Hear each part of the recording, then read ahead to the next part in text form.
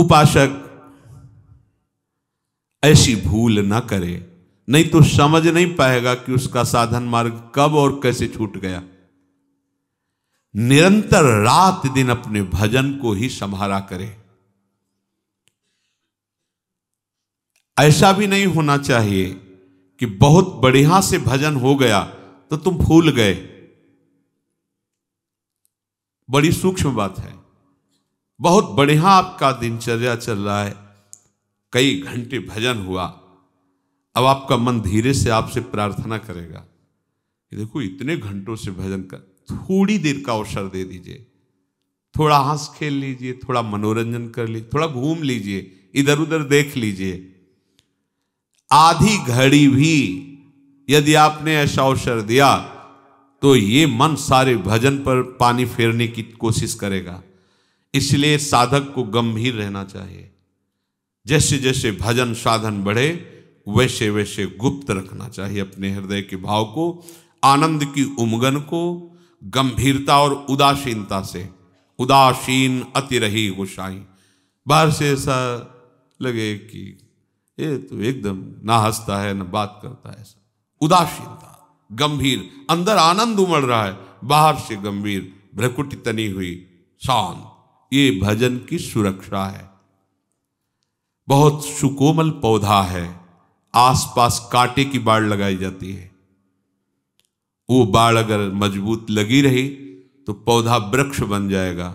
वृक्ष बन जाएगा तो कुछ हानि होने वाली नहीं, हजारों लोग विश्राम पाएंगे उस वृक्ष के नीचे। ऐसे अभी भक्ति का पौधा अंकुरित हुआ है। माया रूपी बकरी अगर चर गई तो अंकुरण नहीं हो पाएगा। तो हमें ये बाड़ लगानी, गंभीरता, उदासीनता, स्वभाव दूर से ऐसा लगे कि बात करने का मतलब है ये कड़ुआ बोलेगा, ऐसा लगना चाहिए। हृदय में आनंद है, भगवद स्मरण है, पर आपका बाहरी स्वरूप कांटे जैसा होना चाहिए, आंतरिक स्वरूप गुलाब के फूल जैसा होना चाहिए। उपासक को यह सुरक्षा कवच रखना ही चाहिए। संसारी पुरुष अंदर कांटे जैसा होता है, बाहर गुलाब के फूल जैसा होता है। लगता है छुओ बहुत अच्छा, लेकिन छुओगे तो कांटे लगेंगे। उपासक बाहर से कांटे जैसा, एकदम उदासीन, स्पृहारहित, निरपेक्ष, लेकिन अंदर वो अनुराग रस से भरा हुआ है। कोई उसके अंदर का अगर स्पर्श पा जाए तो निहाल हो जाए। तो साधक को, साधु को आधी घड़ी के लिए भी आनंद में फूल करके कोई बर्ताव नहीं करना चाहिए। बहुत सुंदर। अब वो उसी समय कोई ऐसी बात करवा देगा, ऐसा दृश्य दिखा देगा कि वो जो भजन से आपकी आंतरिक उन्नति हो उसे रोक देगा, वो आगे विषय चिंतन कराने लगे। ये बहुत सावधानी की बात। एक क्षण में पूरे चिंतन को बदल सकता है, पूरे चिंतन को। एक वृत्ति आपको गिरा सकती है, एक वृत्ति, एक दृश्य। मछली की क्रीड़ा को देखकर इतना बड़ा महात्मा जो जल को स्तंभन करके जल में समाधि लिए हुए वो मानधाता की पुत्रियों से ब्याह करता है। बहुत सावधानी की जरूरत है। प्रायः यही देखने को मिलता है कि उपासक सत्संग भी करता है, पाठ भी करता है, नियम से भजन भी करता है, पर वो सावधान नहीं रहता है। ध्यान दीजिए, ये महापुरुषों के वचन हैं जिन्होंने भगवत साक्षात्कार किया है। प्रायः यही देखने को मिलता है कि उपासक साधक सत्संग भी करता है, पाठ भी करता है, भजन भी करता है जो उसका नियम है, पर वो सावधान नहीं रहता। वो विषय सेवन की छूट भी दिए रहता है, असाधन भी करता रहता है। जितना भजन के लिए सावधानी चाहिए वो सावधान नहीं रहता। वो महत्व तो नहीं समझ पाया, वो विषय सेवन में गिर जाता है।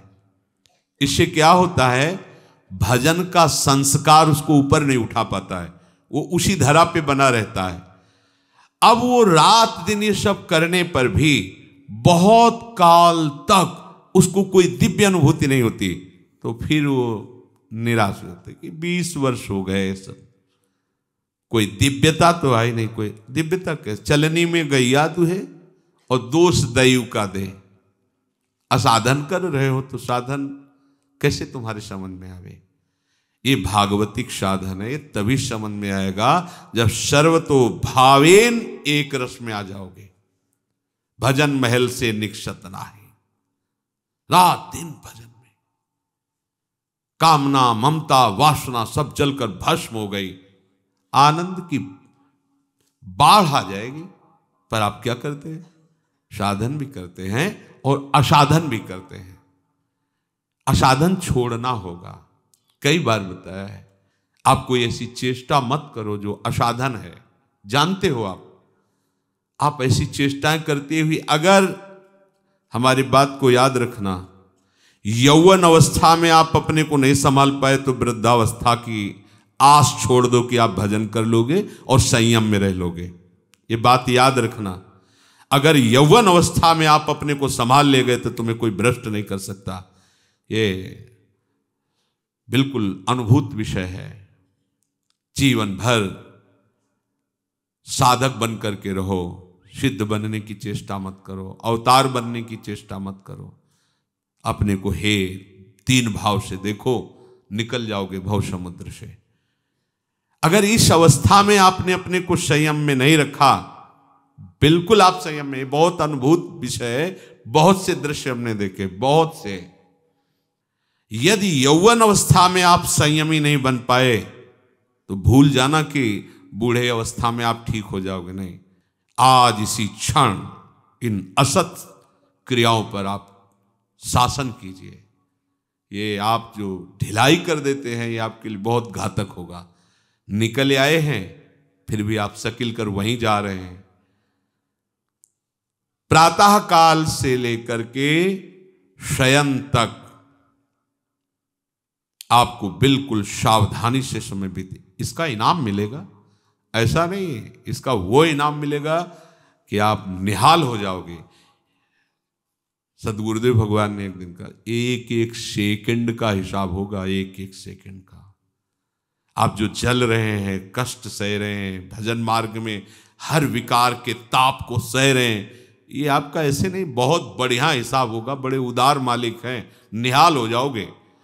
आप ये ऐसा ना समझो कि कोई देख नहीं रहा, कोई समझ नहीं रहा। नहीं, मालिक देख रहा है, जिसके लिए तुम आए हो, जिसके दरबार में बैठे हो, जिसके लिए जीवन समर्पित किए हो, जिसके लिए जल रहे हो, ये काम क्रोध आदि जला रहे हो, आप सह रहे हो, आपका हिसाब होगा।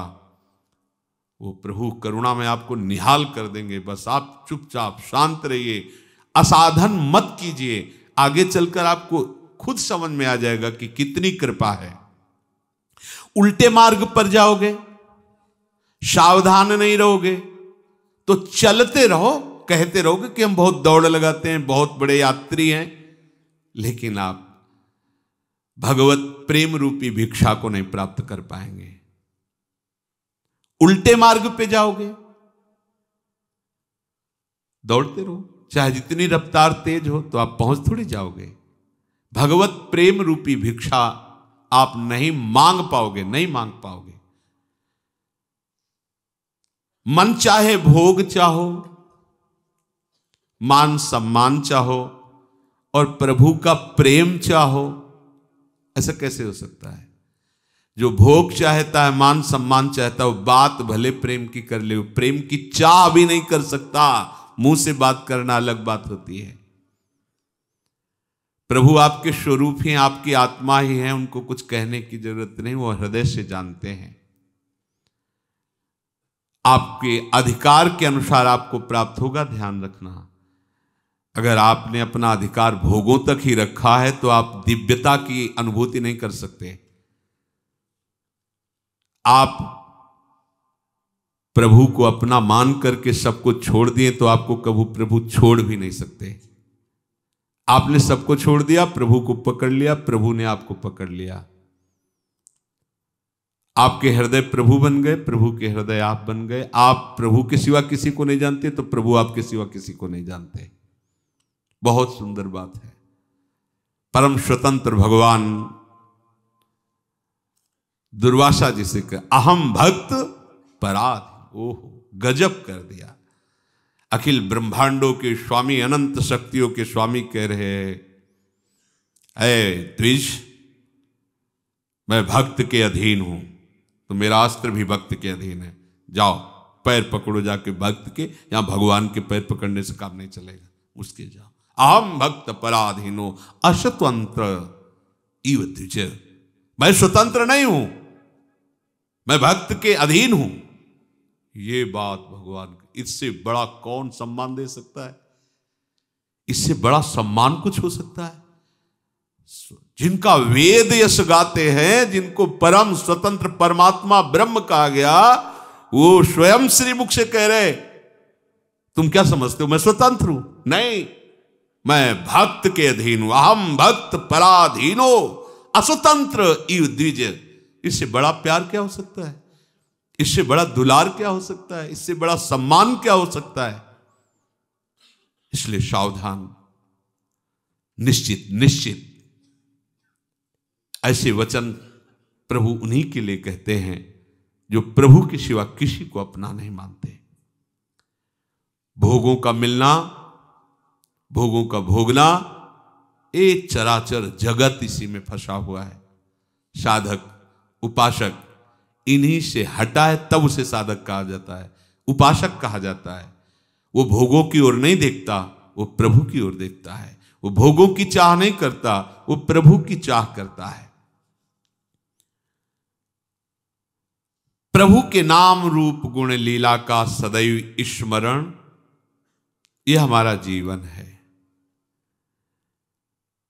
यदि हमारे जीवन के अभ्यास तारतम्य में यही केवल चल रहा है, नाम मंत्र रूप चिंतन, लीला गायन, लीला श्रवण, सेवा, हमें और कोई जानने की जरूरत नहीं है। सब कुछ अनुभूतियां इसी में आ जाएंगी। आपके हृदय की स्थिति हो जाएगी, चाहो न सुगति सुमति संपत्ति कछु, रिधि सिधि विपुल बड़ाई, हेतु रहित अनुराग राम पद, बढ़े अनुदिन अधिकाई। आहा, इससे सुंदर मति कोई होती है क्या? नाम जप चल रहा है, मंत्र चल रहा है, वाणी गायन, लीला श्रवण, सेवा, इसलिए कहते मुझे सुमति नहीं चाहिए। अब इससे बड़ी कोई बुद्धि नहीं होती, बस हमें इतना है। न सुगति, वर्तमान में हम भगवदानंद का अनुभव कर रहे हैं, भगवत लीला गायन, भगवत नाम कीर्तन, भगवत सेवा, अब हमें कोई गति नहीं चाहिए, कोई गति नहीं चाहिए। जे जोनि जन्मो कर्म बस, तानाथ पद अनुराग हो, कोई अब चिंता की बात नहीं। श्री राधिका रति निकुंज मंडली तत् तत् हृदय में विराजता। प्रहलाद जी भगवान नरसिंह देव से कहते, आपकी दुरंत माया जिससे सब भयभीत होते, मैं बिल्कुल भयभीत नहीं हूं, क्योंकि मैं आपका लीला गायन, आपका नाम गान और आपके चरणामृत के बल पर इस माया को परास्त कर दूंगा। लेकिन हम आपसे प्रार्थना इन जीवों के लिए करते हैं जो आपके नामामृत से, आपके लीलामृत से, आपके चरणामृत से विमुख है। बात पकड़ो। कह रहे हैं मुझे आपकी दुरंत माया से कोई भय नहीं, मैं आपका चरणामृत पीता हूं, आपका नाम जप करता हूं, आपका लीला गायन करता हूं, इसके बल पर इस माया पर हम विजय प्राप्त कर लेंगे।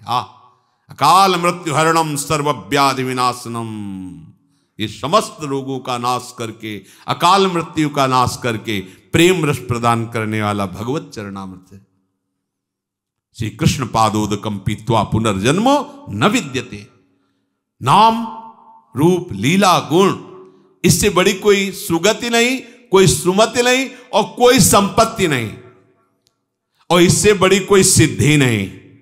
वर्तमान में हम भगवदानंद में हैं, प्रभु के नाम रूप लीला में, हमें और कोई सिद्धि नहीं चाहिए। बस एक बात, प्रतिपल हमारा हृदय आराध्य देव की तरफ द्रवित होकर बहता रहे, यही आकांक्षा। परम गति, परम मति, परम संपत्ति यही है, विश्वास करो। यही परम गति है, यही परम मति है, यही परम संपत्ति है। ये कभी नष्ट नहीं होती है। चाहे जितनी ऊंची स्थितियों में चले जाओ, वहां से पतन होगा, पर इससे नहीं। नाम रूप लीला धाम का निरंतर चिंतन। उपासक के जीवन में अपने सुख की, शरीर सुख की प्राप्ति के लिए कोई स्थान नहीं रहना चाहिए। ये एक बड़ा सूक्ष्म विषय है। अगर प्रेम प्राप्त करना है, इसी जन्म में भगवदानंद की अनुभूति करनी है, तो अपने इंद्रियजन्य सुखों के लिए कोई ठिकाना नहीं होना चाहिए। अगर है तो बहुत बड़ा घातक है। हम वहां चले जाएंगे तो मनोनुकूल भोजन मिल जाएगा, वहां बैठ जाएंगे तो ये, उसके पास चले जाएंगे तो इस इंद्रिय का सुख मिल जाएगा। समझ लीजिए कि उसने पतन का गड्ढा खोद के पहले से तैयार कर रखा है। नष्ट कर दो उन संबंधों को, उन आश्रयों को जहां आपके इंद्रियजन्य सुखों का विलास मिलता हो। देखो, माता पिता परिवार के जब बहुत प्रसन्न होते हैं, दुलार करते हैं, तो जानते हो क्या देते हैं? सांसारिक भोग सामग्री। बढ़िया से बढ़िया कपड़ा, बढ़िया से बढ़िया भोजन, बढ़िया से बढ़िया भोग सामग्री, क्योंकि वो इतना ही जानते हैं, वो सुख का मतलब इतना ही जानते हैं। और जब सदगुरु का दुलार उदय होगा तो सबसे पहले इन्हीं पर प्रहार होगा, क्योंकि तुम जहां फंसे हो इनको पहले हटाओ, फिर आओ हम तुम्हें दिखाते हैं वो चिदानंद सुख जिसके तुम वास्तविक अनंत जन्मों से अधिकार है तुम्हारा, पर अधिकार खोकर भटकते रहे हो। जिस सुख के लिए, वो सुख तुम्हें दिखाते हैं। पर इसके लिए सबसे पहला प्रहार होता है राग पर। शरीर राग, संबंधियों का राग, भोगों का राग। तो अगर वो उपासक सच्चा नहीं है, कच्चा है, तो वो उसी रेखा पे चला जाता है। इस रेखा पे टिकना बहुत कठिन होता है। सच्ची मानिए, आगे की बात तो आपके हृदय में खुद आ जाएगी। आपको अपने आराध्य देव के नाम, मंत्र, रूप, लीला गायन, लीला श्रवण, इसी अभ्यास में से पचा दो कि कुछ भी समय खाली न रहे आपके पास। फिर आप देखना रूप झलकने लगता है नेत्रों के सामने।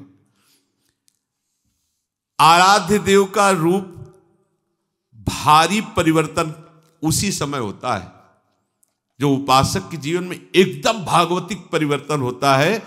उसका मतलब होता है कि उसके साधन में, उपासना में अब रंग आ गया है। रंग क्या होता है? आराध्य देव का पधारना, भावनात्मक रूप आ जा। वो रूप विवश कर देता है। ऐसी फिर लगन लगती है कि जो हमारी भावना में हमसे बात कब करेंगे। वो कभी कभी प्रणय कोप भी होता है, ऐसे छुप छुप के क्या देख रहे हो, बात करो ना, मिलो ना। वो एक, ये सब दिमाग से अलग की बातें होती है।